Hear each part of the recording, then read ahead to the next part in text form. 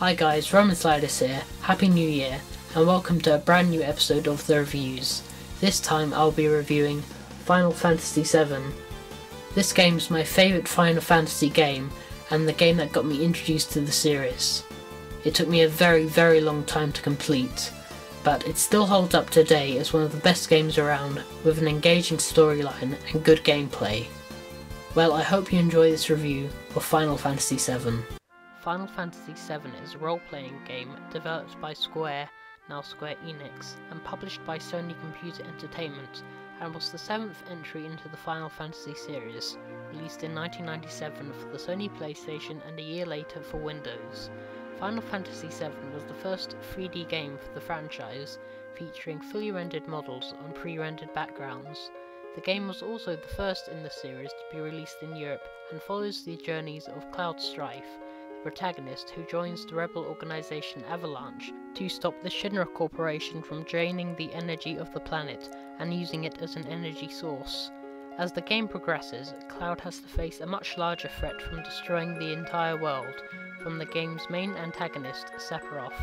Development of Final Fantasy VII began in 1994 and was designed and produced by Hironobu Sakaguchi, whose original script of the game featured a detective story involving a character called Detective Joe, who was in pursuit of the main characters.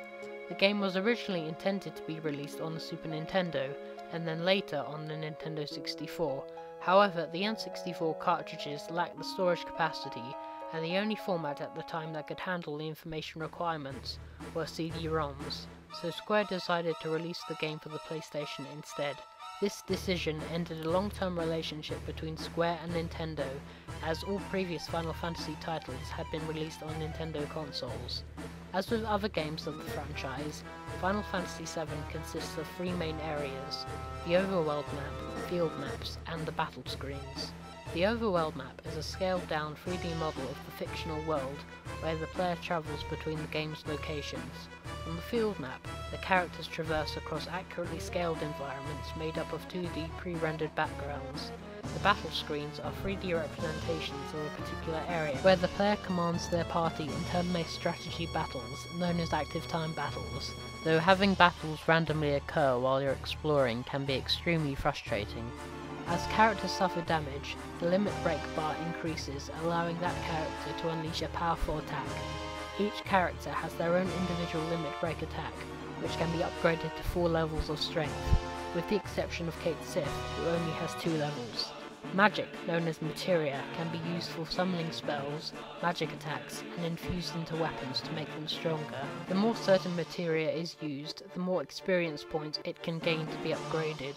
Along the way, Cloud is joined by other characters, including Barrett Wallace, the leader of Avalanche, Tifa Lockhart, Cloud's childhood friend, Aerith Gainsborough, a seemingly simple flower merchant, Red 13, a lion-like creature, and Vincent Valentine, a man with a mysterious past.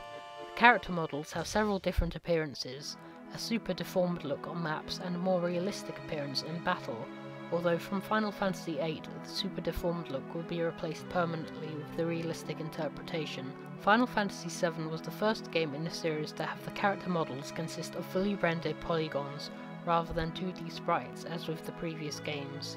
At the start of the game, the player is restricted to the city of Midgar, but as the game progresses, more of the world becomes available by way of scripted events and the use of pre-rendered cutscenes.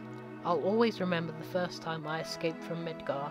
I thought I had beaten the game, and I couldn't believe to see how large the world around me actually was, although the fact that the game was spread across 3 discs should have given me a clue, but I was only 8 at the time. Set in a science fiction based world, the game's world, or the planet as it is known, features 3 main continents. The eastern continent contains the city of Midgar, where the Shinra Corporation resides, which operates as the world government. The western continent contains most of the game's accessible areas, such as the Golden Saucer, a large theme park, Cloud's hometown of Nibelheim, a town which plays a significant part in the story, and Cosmo Canyon, whose tribe is inspired by Native American culture. The northern continent mainly contains heavily glaciated areas, like the City of the Ancients and the northern crater where the game's climax takes place. There are also underwater locations that are only accessible by submarine, such as the underwater Shinra base. The game's story is epic, and events consistently change, leading you to question what is actually going on, with every character playing their part in the story. To quote Lex Luthor from the end of Smallville, "Every villain is only as great as his hero," and that is definitely the case with Cloud and Sephiroth.